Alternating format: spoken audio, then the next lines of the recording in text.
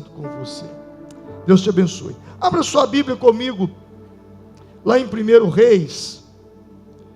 1 Reis, capítulo de número 19. 1 Reis, capítulo de número 19. Eu quero ler com você essa passagem. E hoje eu tenho um tema. Eu quero falar sobre superando a depressão. Nós estamos no setembro, e o mês de setembro é o mês do Setembro Amarelo, é um mês em que a gente precisa parar, refletir sobre a nossa saúde emocional, refletir sobre a nossa saúde mental. Domingo passado eu falei sobre enfrentando o desespero, e hoje eu quero falar sobre depressão. E quero aprender juntamente com você aquilo que as Escrituras nos ensinam. Se você está passando por uma situação, um quadro de depressão, fique atento a essa palavra. Não se distraia com nada. Se você conhece alguém que está passando por esse quadro de depressão, quando chega em casa, você pega o link do YouTube e manda para ele, diz: olha, assiste essa mensagem. Ou agora mesmo, se você quiser fazer isso aí, já manda uma mensagem no seu WhatsApp e diz: olha, entra aí no YouTube da Vale Igreja, o pastor vai falar sobre depressão, vai te entregar uma mensagem poderosa que vai te ajudar muito. 1 Reis, capítulo 19. Acabe era um rei, fez saber a Jezabel, sua esposa, uma rainha, tudo quanto Elias era o profeta, havia feito, e como matara todos os profetas à espada. Então Jezabel mandou um mensageiro a Elias, a dizer-lhe: façam-me os deuses como lhes aprouver, se amanhã, a estas horas, não fizer eu a tua vida como fizestes a cada um deles. Temendo, pois, Elias levantou-se e, para salvar a sua vida, se foi. E chegou a Berseba, que pertence a Judá, e ali deixou o seu moço. Repita comigo: e ali deixou o seu moço. Ele mesmo, porém, foi-se ao deserto, caminho de um dia, e veio, e assentou-se debaixo de um zimbro, e pediu para si a morte, e disse: basta, toma agora, ó Senhor, a minha vida, pois não sou melhor do que os meus pais. Deitou-se e dormiu debaixo do zimbro. E eis que um anjo o tocou e lhe disse: levanta-te e come. Olhou ele e viu, junto à cabeceira, um pão cozido sobre pedras em brasas, e uma botija de água. E ele comeu, bebeu, e tornou a dormir. Diga comigo: tornou a dormir. Voltou a segunda vez o anjo, tocou-lhe e disse: levanta-te e come, porque o caminho te será sobre modo longo. Levantou-se, pois, comeu e bebeu, e com a força daquela comida, ele caminhou 40 dias e 40 noites, até Horebe, o monte de Deus. Ali, ele entrou numa caverna, onde passou a noite, e eis que lhe veio a palavra do Senhor, e diz: que fazes aqui, Elias? E ele respondeu: tenho sido zeloso pelo Senhor, Deus dos exércitos, porque os filhos de Israel deixaram a tua aliança, derrubaram os teus altares, mataram os teus profetas à espada, e só eu fiquei só, e procuram tirar minha vida. Disse-lhe Deus: sai, e põe-te neste monte perante o Senhor. Eis que passava o Senhor, e um grande e forte vento que fendia os montes e despedaçava as pedras diante do Senhor, porém o Senhor não estava no vento. Depois do vento, um terremoto, mas o Senhor não estava no terremoto. Depois do terremoto, um fogo, mas o Senhor não estava no fogo. E depois do fogo, um cicio, uma brisa tranquila e suave.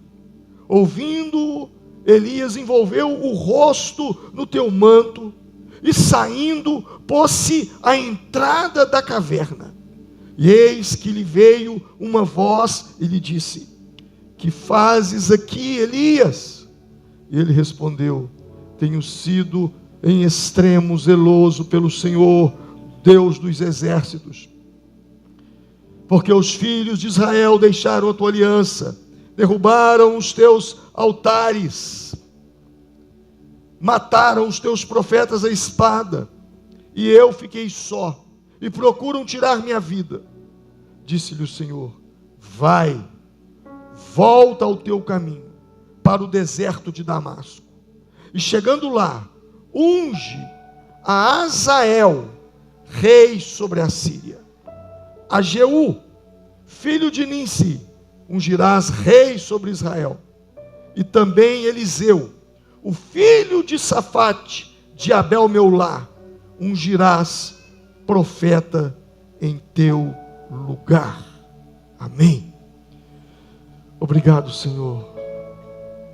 Obrigado por essa palavra. Eu oro para que o teu Espírito Santo venha sobre a minha vida.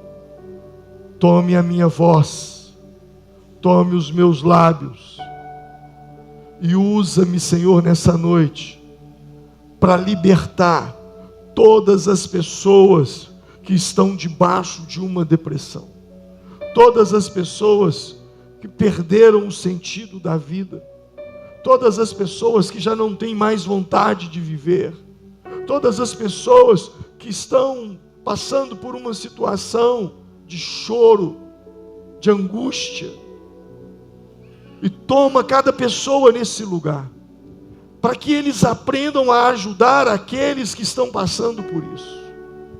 Senhor, essa é a minha oração, esse é o meu clamor. Transforma cada homem, cada mulher que está aqui num agente da tua palavra.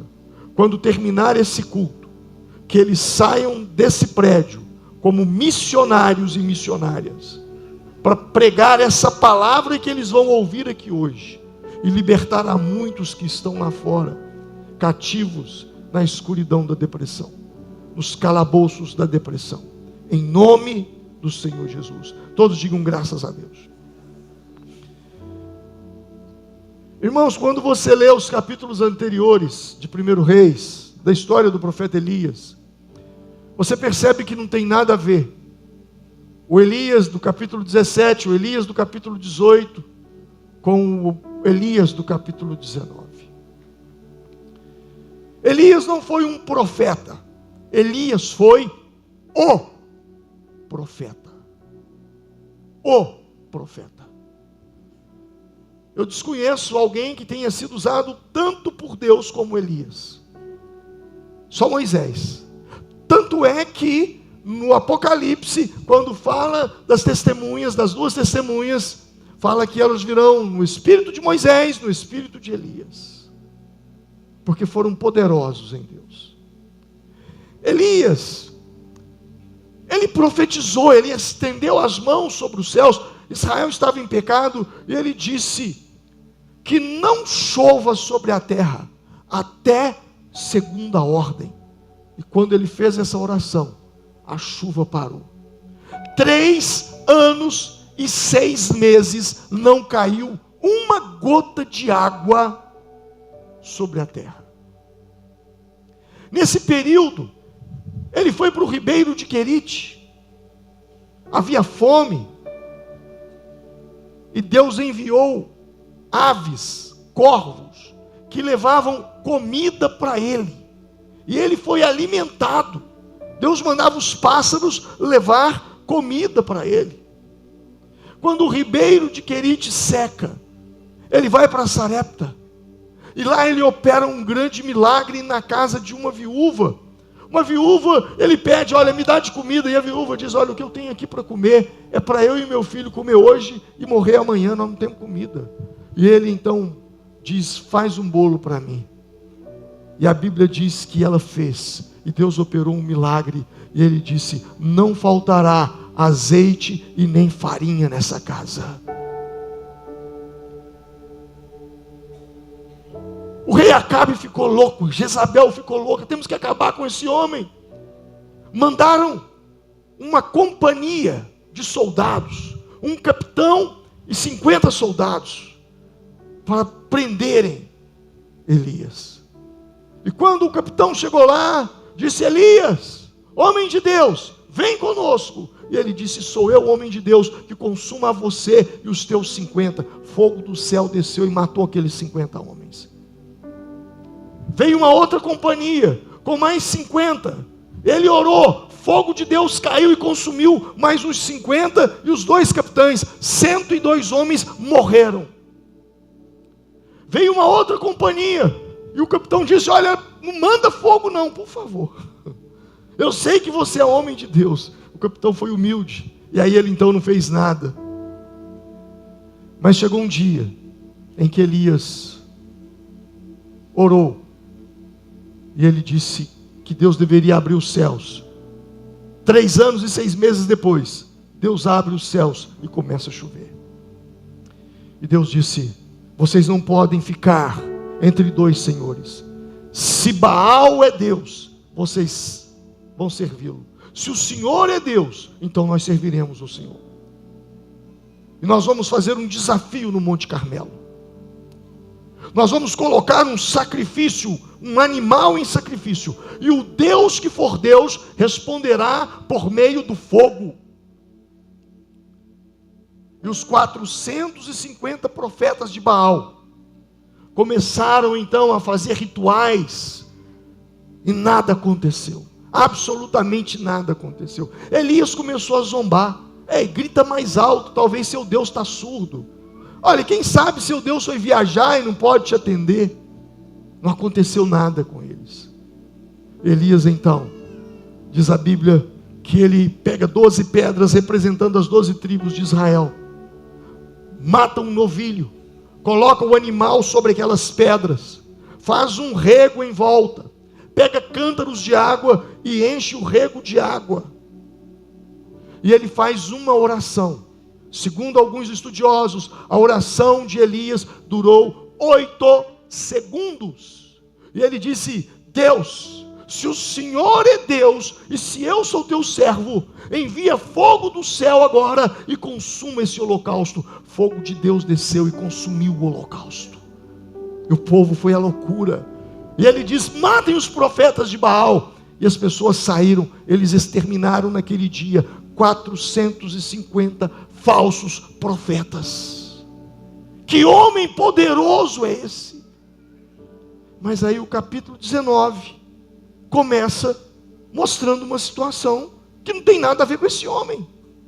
Porque quando chega aos ouvidos de Jezabel que os seus profetas foram mortos por Elias, ela manda um recado para ele.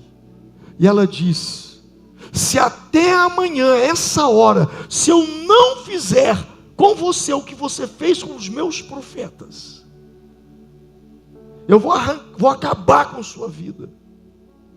Aquele homem, quando ele ouviu aquilo, ele se desesperou, ele se levantou, ele mandou o seu ajudante embora.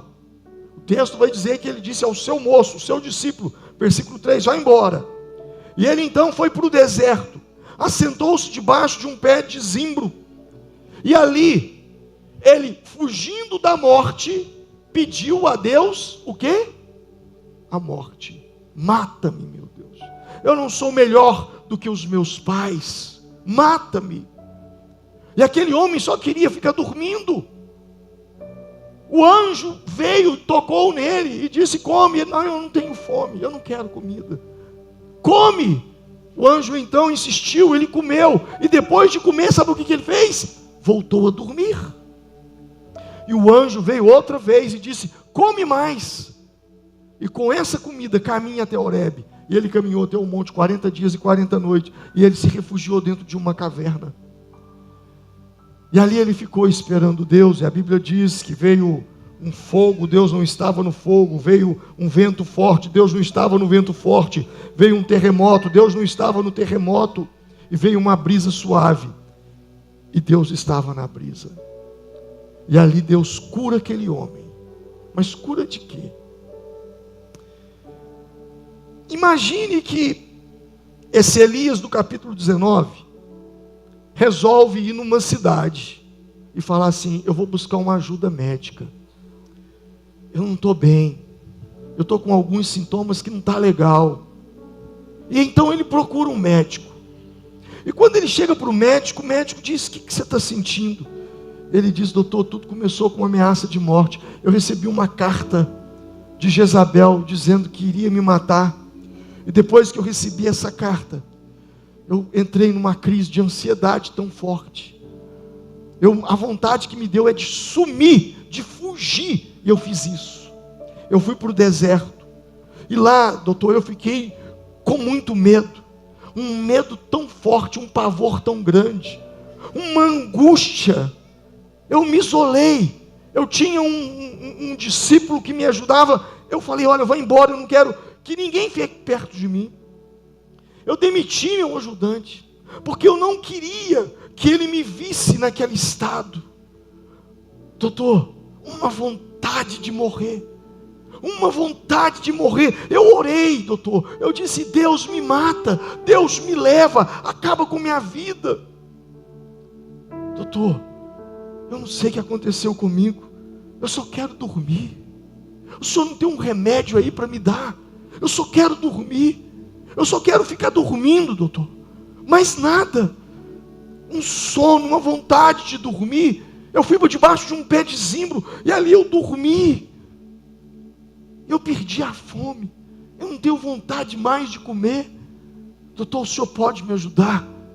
O senhor é capaz de dizer, doutor, o que eu tenho? Já imaginou se isso tivesse acontecido? O que o médico diria para ele? Se você fosse o médico, o que você diria para ele? Elias, você está com depressão. Porque todos os sintomas são sintomas de depressão. Vontade de morrer, vontade de ficar só dormindo, vontade de sumir para um deserto, de fugir. Mandou todo mundo que estava em volta dele embora. Não queria ficar perto de ninguém. Um medo, um pavor, uma angústia, uma tristeza, falta de vontade de comer. Esse era o quadro que Elias estava. E a gente vai aprender com ele como que a gente sai desse buraco que às vezes a gente entra nele. Sabe, pessoas deprimidas, elas hiperdimensionam coisas ruins. Ele só falou de coisa ruim.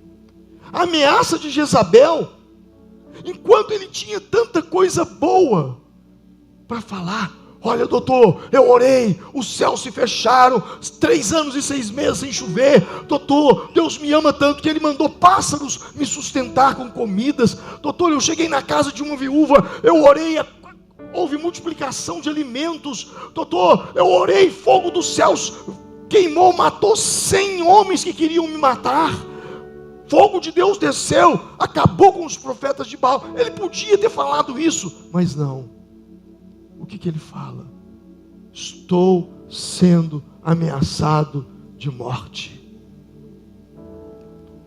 Pessoas deprimidas, elas um foco muito grande, poderia falar de hiperfoco. Diga comigo, hiperfoco. Um hiperfoco naquilo que é ruim, e um foco muito pequeno naquilo que é bom, naquilo que você tem vivido. Sabe como Elias, que fez tudo isso, capítulo 17, capítulo 18, tanto confronto, tanto embate forte, Deus usando. Agora, no capítulo 19, ele prostra. Agora que não tem mais nada, ele prostra. Só uma cartinha de Jezabel. O que é uma cartinha de Jezabel diante de tudo aquilo que Deus fez na vida dele nos capítulos anteriores? Nada. Mas eu comparo o trauma da alma como o trauma físico. Uma pessoa, quando está jogando futebol e ela toma uma pancada, ela sente uma dor, mas ela continua jogando.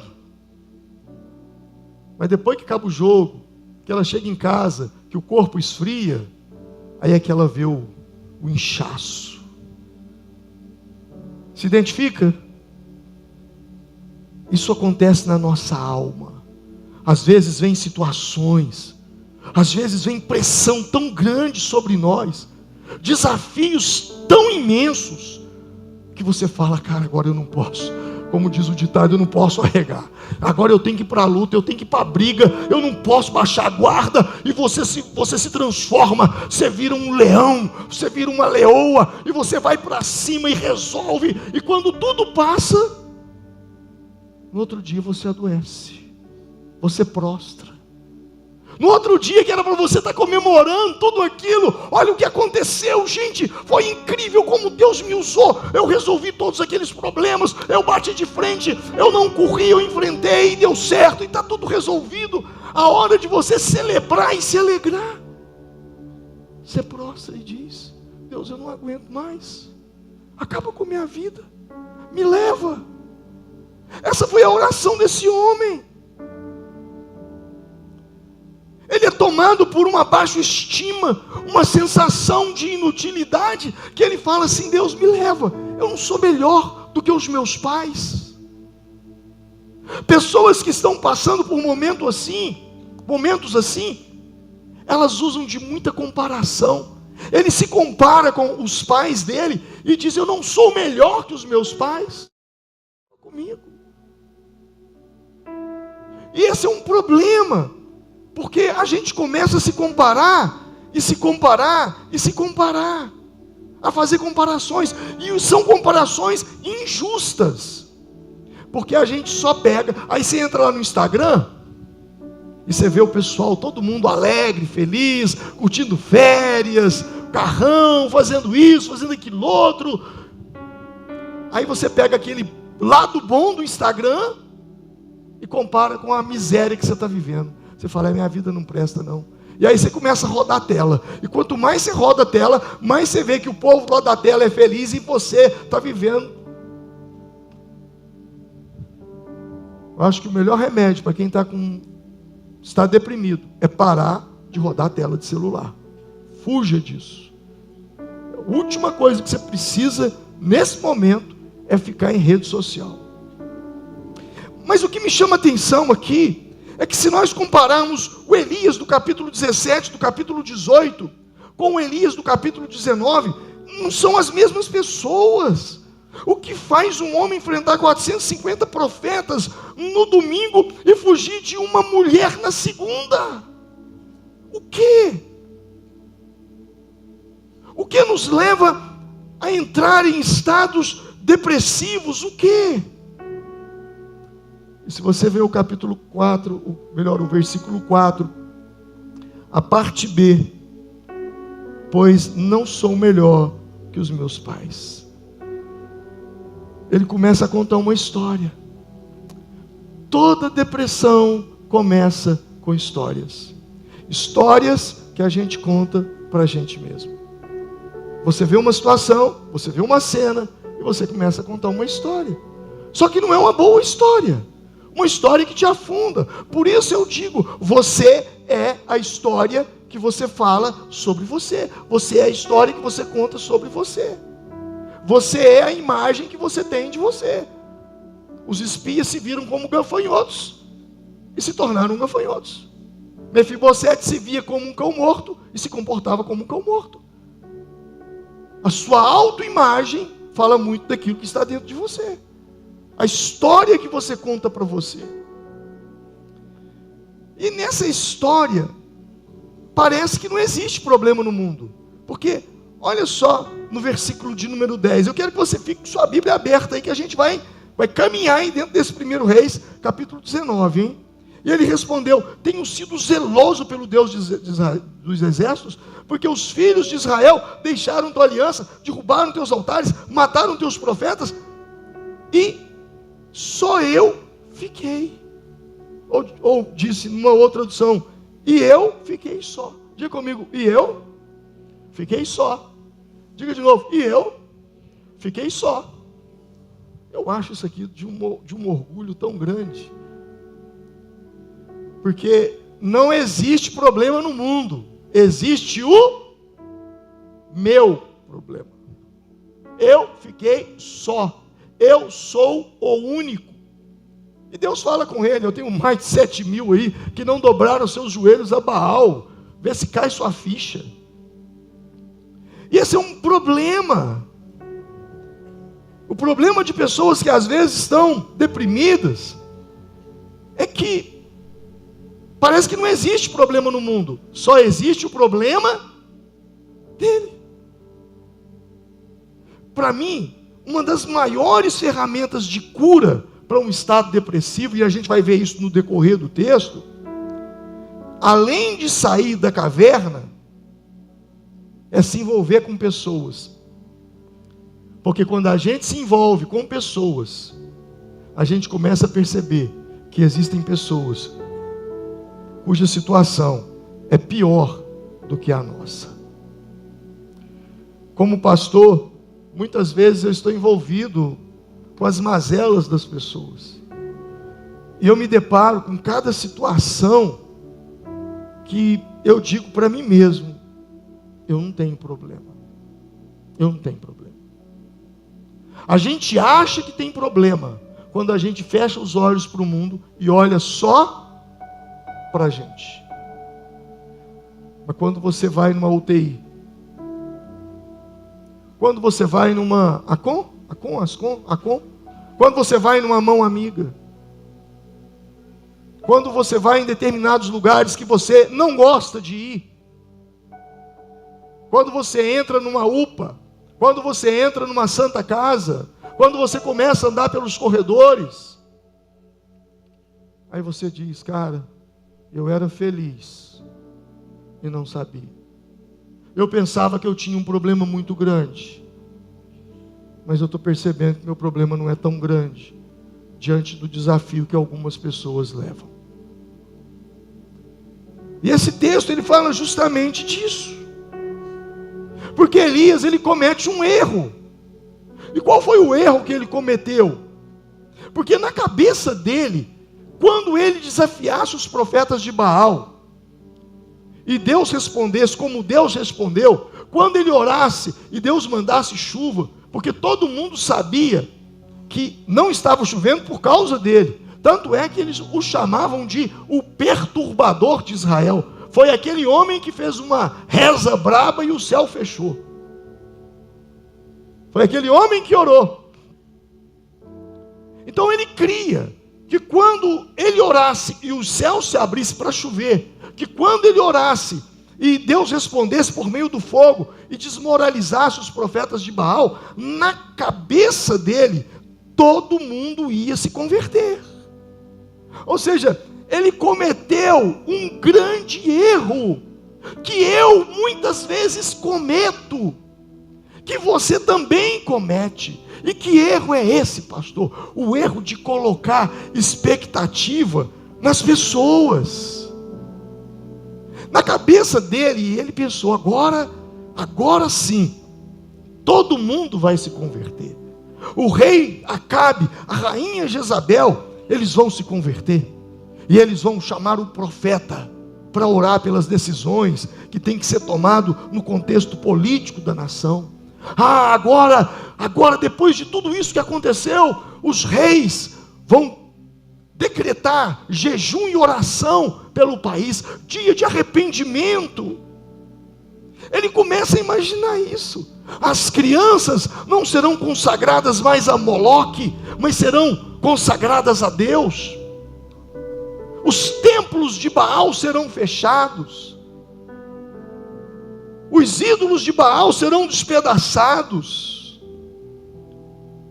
A constituição do país se tornará a Bíblia Sagrada, a Torá, a lei.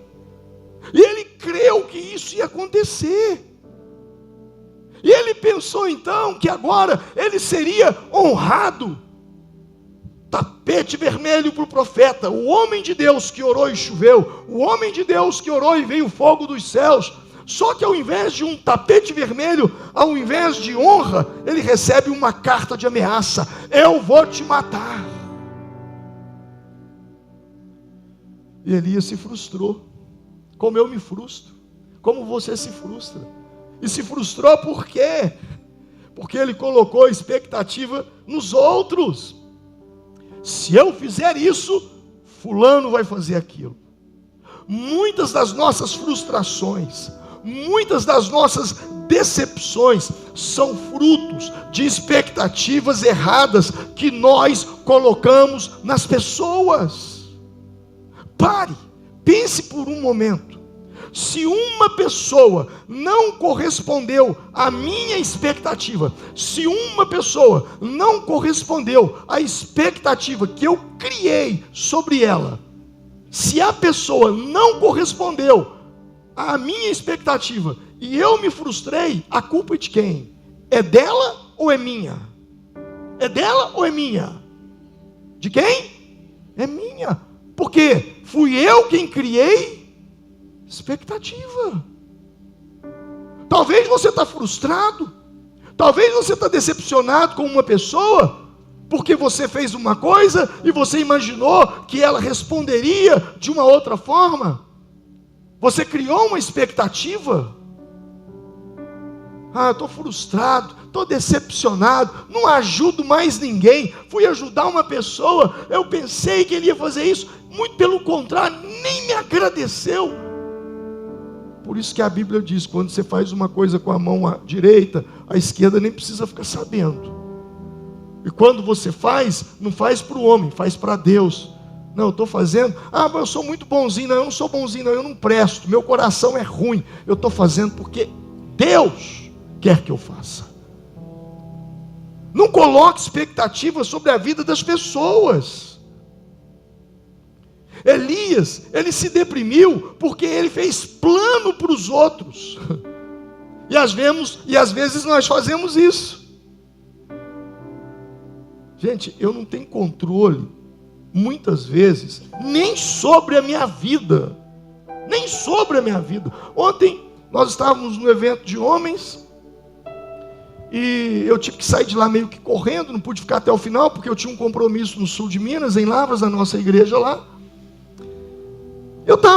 Fui sozinho, peguei o carro e fui. E essa estrada, essa 354 aqui, quem viaja nela sabe que estradinha complicada, não tem acostamento, não tem nada. Eu estava dirigindo e pensando comigo, já imaginou se vier duas carretas de lá para cá, cortando uma a outra, e atrás de mim vier outra? Eu estou enrolado, não tem nem para onde sair nesse lugar aqui. Eu pensando dessa forma, e aí eu pensei, realmente, a vida da gente, ela está nas mãos de Deus mesmo, porque tem coisa que nem eu tenho controle sobre mim, tem situações que a gente é envolvido, tem situações que nós somos colocados, que nós não temos controle. Agora, se tem coisa na minha vida que nem eu tenho controle, como é que eu posso fazer escolha pelas pessoas? Como é que eu posso criar expectativa para outras pessoas? Se eu tivesse feito isso, aquilo não teria acontecido. Se eu fizesse aquilo, não teria tido aquele desfecho. Se eu tivesse lá naquela hora para ajudar aquela pessoa não teria morrido. Se eu tivesse lá naquela hora para fazer aquilo por outro. Sabe, talvez você está se culpando por coisas que você não tem controle. Você está se culpando por coisas que estão além da sua capacidade. E desculpe-me, mas esse sentimento de culpa por coisas que você não tem controle, o nome disso é orgulho. Porque quando você pensa dessa forma, você está pensando que você é Deus. Quem sou eu para impedir morte de pessoas? Quem sou eu para impedir doenças de pessoas? Quem sou eu para impedir falências de pessoas? Se eu estou, vai acontecer. Se eu não estou, vai acontecer, porque eu não sou ninguém. É tudo dele, na hora dele, e o controle está nas mãos dele. Quantas pessoas eu vi frustradas na pandemia, porque um irmão faleceu, um tio faleceu, uma avó faleceu, uma mãe faleceu, e essa pessoa disse: a culpa foi minha. Foi minha, porque eu fui num lugar e lá eu gripei, pensei que era uma gripe, depois eu transmiti. Você acha que você é culpado mesmo? Você acha que você é tão poderoso assim? Onde é que está o seu Deus? Aonde está o seu Deus? Eu amo o Salmo 139, quando diz que quando nós estávamos no ventre da nossa mãe, nós éramos apenas um embrião. Todos os nossos dias já tinham sido escritos, sem que nenhum deles ainda, o quê? Você se lembra? Existisse. Se não for de Covid, vai de infarto. Se não for de infarto, vai de acidente. Se não for de acidente, vai de dor de barriga. Eu não sei. Parece que a gente tem um negócio assim, não, aquela morte é uma morte cruel. Irmão, morte é morte. Não importa se é um câncer, se é um infarto, não importa, é morte. E quando se fala de vida e de morte, só existe um ser no mundo que é capaz de dizer é agora ou não é agora. Quantas situações que eu já vi, pessoas que tinha tudo para morrer. Um monte de gente já foi e ele está lá do mesmo jeito até hoje. Você fala, mas não pode. Como assim? Eu viajo muitas vezes ministrando pelo Brasil. Daqui 15 dias, na outra semana eu tenho um voo. Quando eu entro ali, eu já penso o seguinte, falo assim, Deus tem propósito comigo, cai essa encrenca aqui e eu fico vivo. Agora, se ele não tem propósito, eu não preciso nem estar lá dentro do avião, eu estou aqui embaixo, cai um na minha cabeça. Você está entendendo do que eu estou falando? Nós não temos poder sobre circunstâncias, sobre situações. Então eu não posso trazer uma culpa sobre mim. Eu não posso entrar, porque Elias, ele entra num estado de culpa. Não aconteceu com Israel, a culpa é minha. Acabe não se converteu, Jezabel não se converteu, a nação continua do jeito que está, a culpa é minha. Que culpa é sua, Elias? O Senhor tem um controle sobre todas as coisas, e é Deus quem faz, e a mim e você só cabe uma coisa: descansar no Senhor. Será que você se acha tão poderoso assim, que acha capaz de interferir no destino das pessoas? Elias fez o que nenhum de nós fez: descer fogo do céu, parar a chuva por 3 anos e meio, e mesmo assim, as coisas não aconteceram como ele queria que acontecesse. Parece que o meu negocinho aqui não está funcionando não. Se você puder me ajudar, coloca aí para mim o próximo texto. Olha o que diz aí, Eclesiastes capítulo 11, verso 5. Assim como você não sabe o caminho do vento, nem como se formam os ossos no ventre da mãe, da mulher grávida, também não sabe as obras de Deus, que faz todas as coisas. Quem somos nós para saber tudo? É Deus quem faz as coisas. A única pessoa que eu posso fazer planos é para mim mesmo. Eu não posso fazer plano nem para os meus filhos, porque cada um é diferente do outro. Eu posso desejar que os meus filhos sejam bem-sucedidos, que eles sejam prósperos, que eles sejam abençoados. Eu posso até desejar, mas eu não posso fazer plano para a vida dos outros. Mal eu faço plano para a minha vida. Quando eu digo mal, não que eu não tenha uma vida planejada, a gente precisa de uma vida planejada, mas como diz Provérbios, o homem faz planos, mas a resposta certa vem do Senhor, dos lábios do Senhor. A única pessoa, e aí eu digo, porque aí ele fica nessa questão agora, então, tudo bem, então vou culpar a Deus, porque eu fiz a coisa certa, e porque eu fiz a coisa certa, eu penso que Deus vai fazer do jeito certo, porque eu fiz do jeitinho certinho, como manda o passo a passo. No plano de Elias, Deus levaria o rei Acabe e a rainha Jezabel a um arrependimento, mas só que Deus tinha outro plano, e Acabe e Jezabel não faziam parte desse outro plano de Deus. Elias, ele só sabia parte do plano, ele não sabia do plano todo, ele só sabia parte do futuro.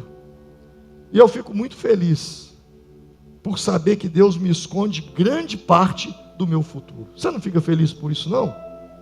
Porque é possível que haja alguma coisa no meu futuro que eu preferia desconhecer no momento. Eu penso assim. O que fazer quando eu fiz tudo certo, mas Deus não fez como planejei? A única coisa que eu posso fazer é confiar no Senhor e falar o que Jó falou: ainda que ele me mate, nele esperarei. Repete comigo: ainda que ele me mate, nele esperarei. É incrível isso, né? É incrível. E às vezes você fica culpando a si mesmo. Esse sentimento desordenado de culpa acaba tirando a nossa percepção daquilo que de fato é a nossa responsabilidade. Uma das coisas mais importantes da vida é reconhecer o que é responsabilidade sua e o que não é responsabilidade sua. Buscar a Deus, orar por um avivamento, orar para que o Baal caia por terra, orar para que os governantes não se corrompam, se arrependam, cabe a mim. Agora, fazer é a parte de Deus. Você não pode resolver todos os problemas que estão à sua volta, aprenda isso. Você não pode resolver todos os problemas que estão à sua volta, e nem Deus espera de mim e de você que isso aconteça. Jesus veio ao mundo, pregou, morreu, ressuscitou, subiu ao céu e deixou 1 milhão de problemas não resolvidos aqui na terra. Você concorda com essa minha expressão? Ele veio ao mundo, foi crucificado, ressuscitou, e depois que ele ressuscitou, os problemas se acabaram? Sim ou não? Não. Jesus não resolveu o problema de quem não quer mudança. E eu e você precisamos entender isso, porque nada mudará para quem não quer mudança. Talvez tenha faltado em Elias um espírito de gratidão. A Bíblia tem mais de dezenas de versículos sobre gratidão. 1 Tessalonicenses 5:18 diz: deem graças em todas as circunstâncias, pois esta é a vontade de Deus para vocês em Cristo Jesus. Olha o que o texto está dizendo: deem graças em todas as circunstâncias. O que é gratidão? Gratidão é uma mudança de ponto de vista, porque todo ponto de vista é a vista de um ponto. É você enxergar a vida com olhos diferentes. Eu gosto de contar uma metáfora que aconteceu um acidente e que quase todo mundo morreu, só sobreviveram 2 pessoas. E uma delas olha para o seu entorno e olha para tudo aquilo que aconteceu e diz: a minha vida acabou, minha vida é um inferno, eu perdi tudo que eu comprei, eu fiz uma grande compra para colocar na minha loja, no meu mercado, e olha só, aconteceu essa tragédia e pegou fogo e destruiu tudo, minha vida acabou. Sabe como é o nome dessa pessoa? Vítima. Diga comigo: vítima. Mas ao lado dela tem um outro que também sobreviveu, e ele olhou para tudo aquilo e viu tudo aquilo queimado, aquele monte de gente morta, ele olhou para o céu e disse: Deus, muito obrigado, porque eu sobrevivi. Sabe qual é o nome disso? Sobrevivente. Nós não fomos chamados para ser vítimas, mas sim sobreviventes. Então, por pior que as coisas estejam acontecendo para você, dê graças a Deus, agradeça a Deus, porque a Bíblia diz: deem graças em todas as circunstâncias, porque esta é a vontade de Deus. Gratidão é reconhecer e agradecer o que deu certo e não reclamar do que deu errado. No caso de Elias, o desafio de Baal, a chuva, ele poderia ter colocado foco naquilo, mas ele não, colocou foco em Acabe e Jezabel não se converter. Jesus, ele não colocou foco no que não tinha, mas ele colocou foco no que tinha. Ele tinha 5.000 pessoas para alimentar e perguntou: o que nós temos? Alguém provavelmente poderia ter dito: não temos uma padaria, não temos um supermercado, não temos um mercado de peixes. E aí alguém disse: mas temos 5 pães e 2 peixes. Ele pega os 5 pães, os 2 peixes, e a Bíblia diz que ele deu graças. Então agradeça por aquilo que você tem e não reclame daquilo que você não tem. Por causa do pecado, a mente humana, ela é mais focada no negativo do que no positivo. Fica uma pergunta, né? O que mais mexe com as nossas emoções? Preste atenção nessa pergunta. O que mais, seja sincero comigo e com você mesmo, o que mais mexe nas suas emoções? Ganhar R$1.000 ou perder R$1.000? O que mais mexe com sua emoção? Ganhei R$1.000, beleza. Nossa, não sei onde é que eu fiz. Eu estava na rua, perdi R$1.000. O que causa mais impacto sobre você? Seja sincero. Ganhar R$1.000 ou perder R$1.000? Perder. Por isso eu digo que, por causa do pecado, a mente humana ela é focada no negativo. Então eu e você precisamos cuidar da nossa mente, para que a nossa mente não fique dessa forma, focado naquilo que não aconteceu, focado naquilo que perdeu. Se você perdeu, mas olha quantas coisas boas você tem ganhado. Quantas vezes em minha vida eu me identifico com Elias, quando eu resolvo abrir mão de um sonho, abrir mão de um objetivo, por causa de apenas um incidente isolado. Tudo deu certo, foi tudo perfeito, Deus respondeu todas as orações feitas por ele, ele viu coisas incríveis acontecerem, porém, o fato de Jezabel não se converter, ele desiste de tudo. Ah, Deus, acaba com a minha vida, me mata, não tem mais sentido viver. Ele recebeu uma carta de Jezabel, mas aquela carta foi tão impactante, parece que ele estava recebendo uma carta de Deus.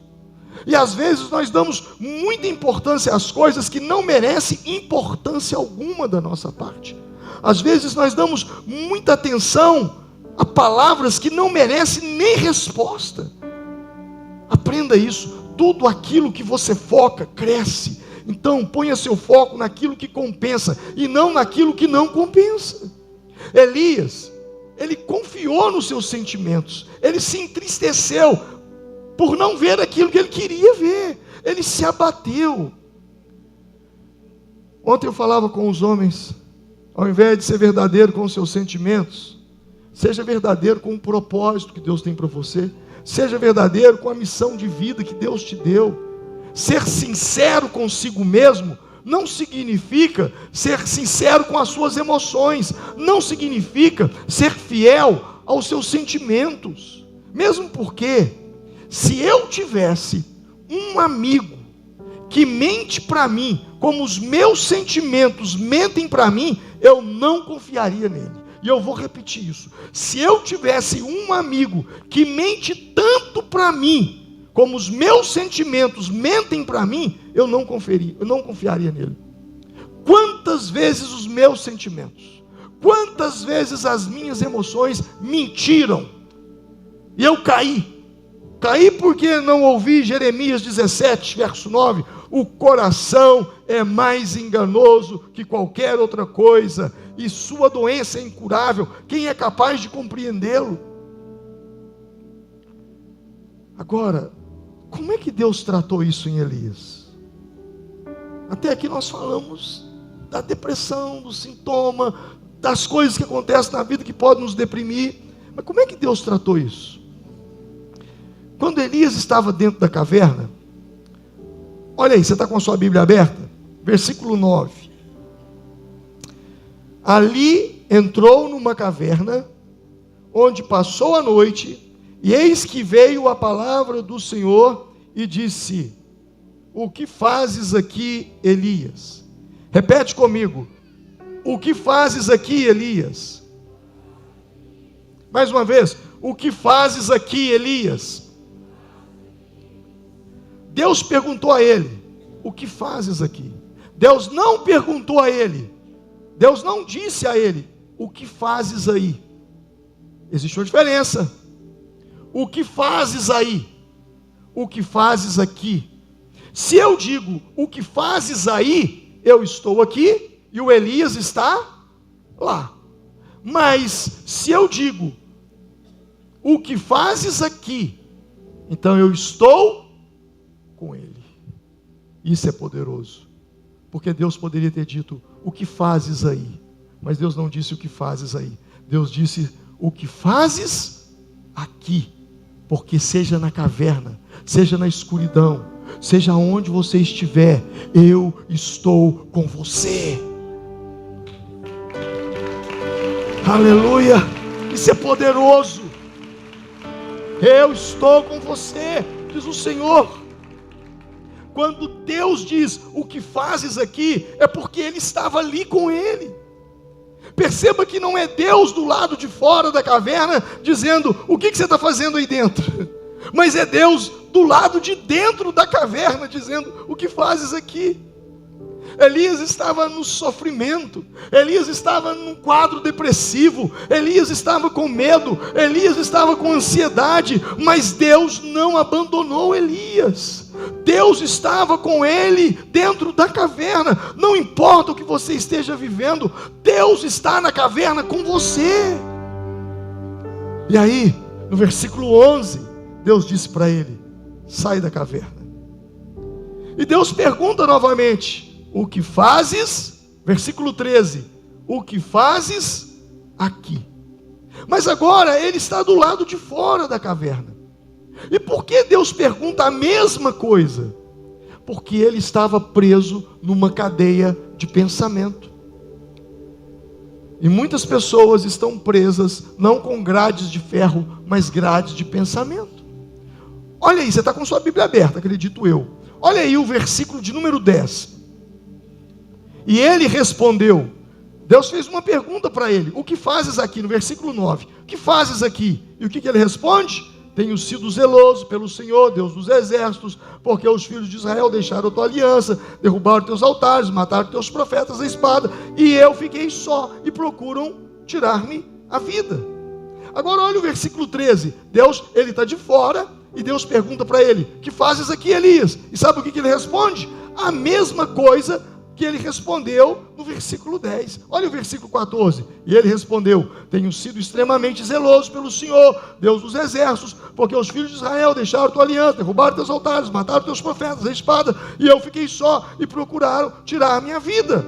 Você observa que ele está repetindo a mesma coisa. E pessoas deprimidas, elas ficam repetindo a mesma coisa, culpando, ou se culpando o tempo todo. E Deus diz: sai para fora. Ou seja, pensa fora da caixa. Mude o seu pensamento. E veja a maneira como Deus propõe a cura dele. Olha o versículo 15. E disse o Senhor: vai e volta para o caminho do deserto. Versículo 16. A Jeú, filho de Ninsi, ungirás sobre rei sobre Israel. A Eliseu, filho de Safate, de Bel-Meolá, ungirás profeta em teu lugar. Olha o que Deus propõe para curá-lo. Unge Eliseu em teu lugar. Unge Eliseu em teu lugar. Ao invés de você ficar olhando para o passado e com essa historinha aí que você está contando, tenho sido extremamente zeloso pelo Deus dos exércitos, versículo 14, ele fala, olha para frente, unge Eliseu. Ao invés de ficar olhando para o passado, Deus propõe para ele olhar para o futuro. Ao invés de tentar resolver os problemas com os pais, porque no versículo 4, olha lá o versículo 4, como é que começa a encrenca?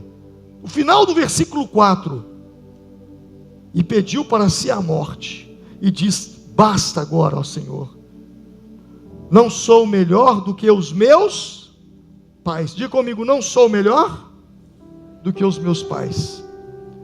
Deus, ao invés de tentar fazer com que ele resolvesse o problema com os pais, Deus manda ele cuidar de um filho chamado Eliseu. Olha para frente e cuida de Eliseu. Às vezes as pessoas chegam para mim e dizem, pastor, a minha vida acabou. Eu digo, por quê? Porque meu marido morreu e eu não sei o que fazer. A minha vida acabou, pastor, eu não tenho mais sentido na vida porque a minha esposa faleceu, eu não sei mais o que fazer. E a minha pergunta é, você tem filhos? Tenho. Eu falei, então viva por eles. Se o seu marido morreu, ajunte toda a sua força e viva pelos seus filhos.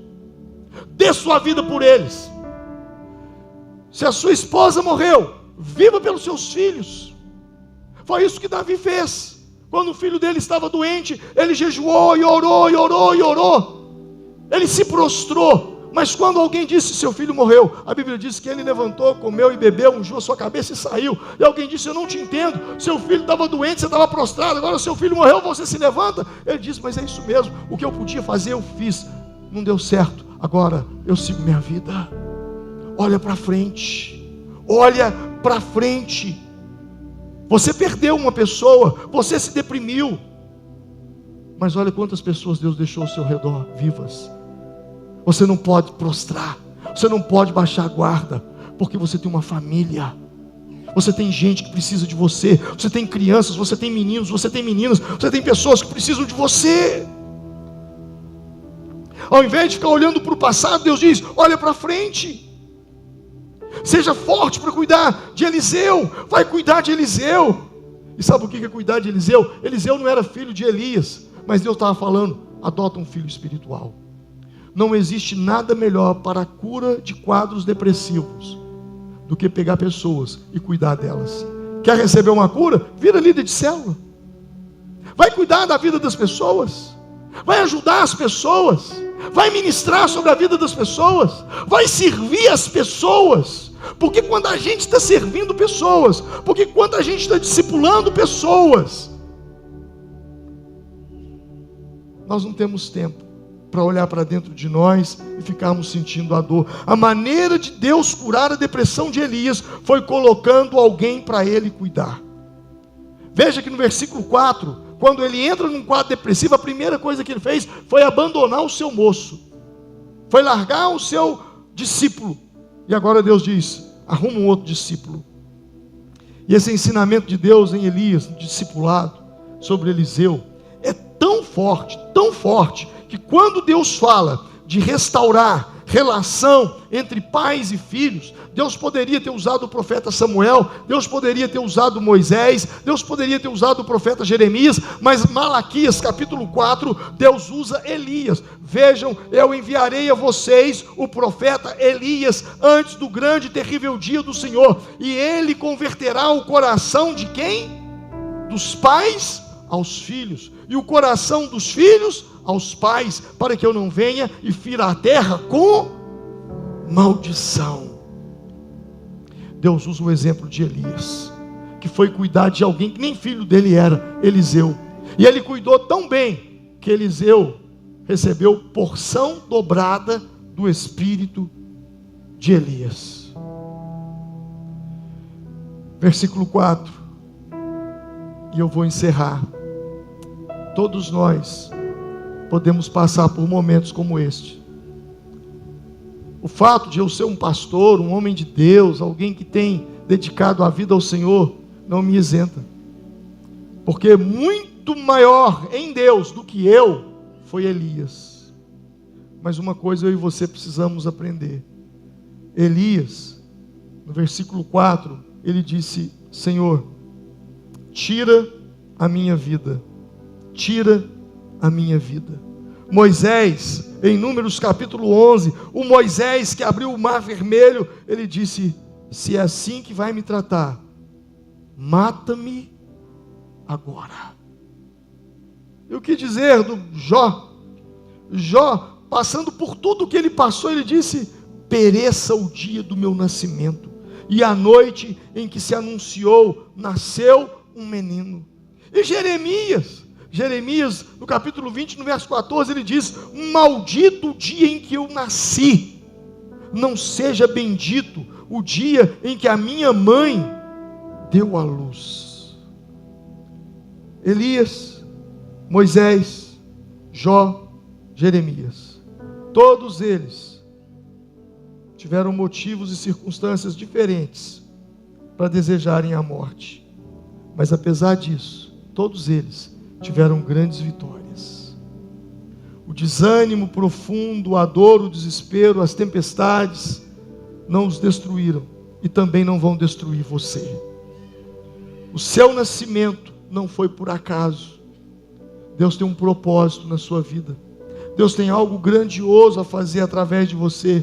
Tão somente confie nele e lembre-se do que disse o profeta Isaías: Deus, Ele faz forte ao cansado, Ele multiplica as forças ao que não tem nenhum vigor. Os jovens se cansam, os jovens se fatigam, os moços caem de tão exaustos, mas os que esperam no Senhor renovam as suas forças, sobem com asas como águias, correm e não se cansam, caminham e não se fatigam. Se coloque de pé e glorifique ao Senhor. O Senhor renova as suas forças, o Senhor